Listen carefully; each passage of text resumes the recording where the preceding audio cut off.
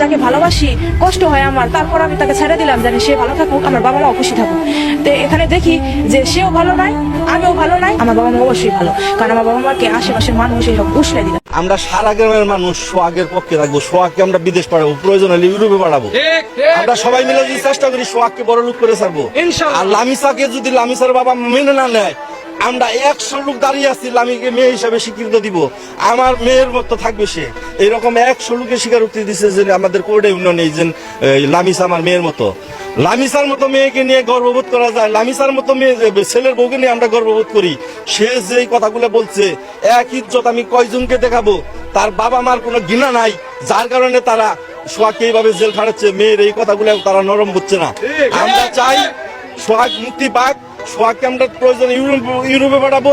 সোহাগের যে শ্বশুর অহংকারী নুমান, তার চাইতে বড় লোক করে ছাড়বো আমরা সবাই মিলে যদি চেষ্টা করি।